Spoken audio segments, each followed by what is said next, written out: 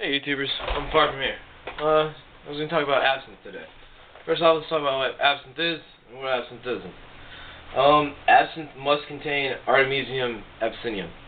It's got to have wormwood in it. If it doesn't have wormwood in it, it's not absinthe. It's got to have a decent amount of wormwood in it too. Not just a, dash here, a flavoring or whatever.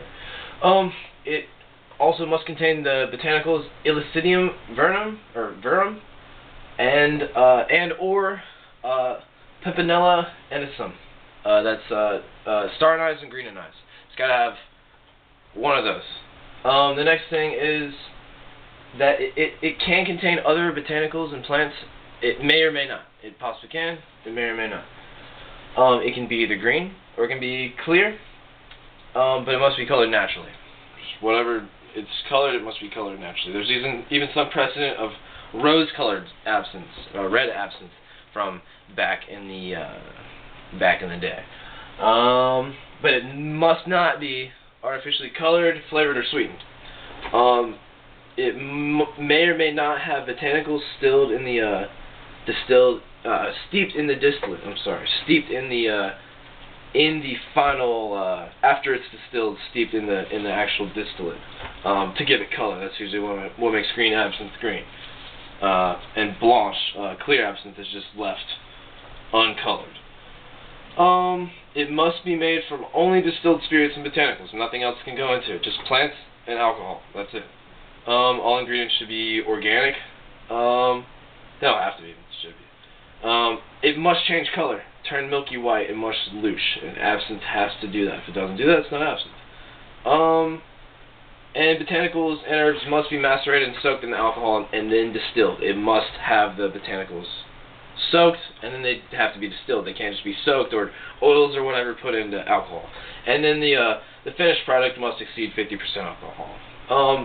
Sometimes there'll be good absinthe that are 45% Swiss absinthe, for example, but usually that's not the case. And by the way, all this stuff I'm reading is stuff that I've previously written. I'm not reading off Wikipedia or anything. This is a file that I came up with myself. The accessories that go with absinthe, there's a couple. You can have a big absinthe fountain, which it has little nozzles and it drips the water from the sugar cubes onto the sugar cubes into the glass. You need glasses, which are known as ponteliers. You need absinthe spoons, a chair for a decanter. Something, to pour ice water with. Let's see. A dripper, which you can put sugar in and the water through it and ice and stuff. Sugar cubes, and there's an interesting thing called a toppet, which is like it'll have like a little bubbles on it or numbers on it, and they would actually fill this with absinthe. They'd bring it to your table, and depending on how many doses you drank, they would charge you for that amount back in the Belle Époque, which was the peak of absinthe use. I have a thing here about the absinthe ritual, but I'm going to talk about the absinthe ritual in another video where I'll show you guys the actual ritual in process. But the basic ritual is just that you take a glass, you set either a dripper or a spoon on top, you put a sugar cube on it, and then you drip water through it into the absinthe, causing it to change color. And then you drink it. You never light it on fire or any of that bullshit. We'll go into that later. And then just real quick, we'll talk about the main botanicals that go into absinthe. Starting at the top, some of these are calamus, angelica, Artemisium absinthium, of course, wormwood. You also have smaller, these can be used as flavorings and stuff, or in the coloring, which is Artemisia pontica, Roman wormwood or petite wormwood. There's hopsit, there's Florence fennel, there's anise, lemon balm, green anise. Some of the other ones include Roman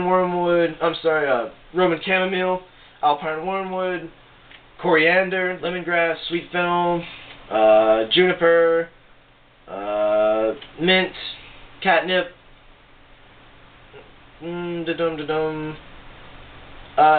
gypsy weed, speedwell, sometimes violet species go into absinthe, and then the suggested absinthe, which I'll talk about real quick.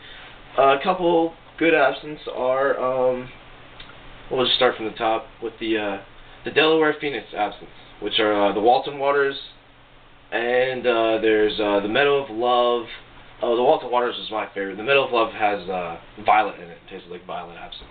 It's kind of strange. That one's available in America. The absinthe effect was not very pronounced, and I'll do a review of absinthe, a larger review of absinthe later. I'll just go through them real quick right now.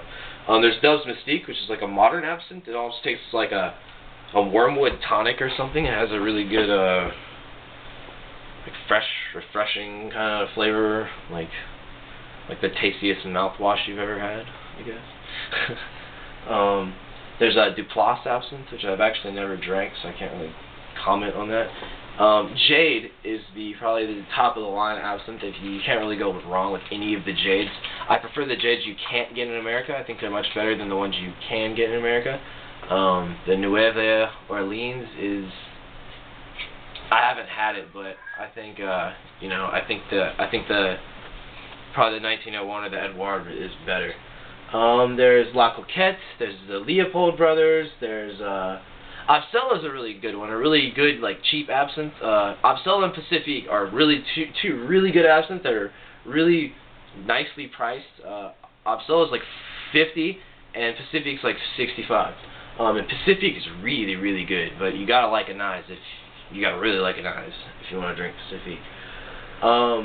There's Roquette, which is a personal favorite of my good buddy Kay, and there's Vieux Carré, which is I've actually never had that one either, but those are all supposed to be pretty good, and I'll put this all in the description. But do you have anything to add, Mr. K? All right. Well, I think we'll wrap it up with that. Thank you.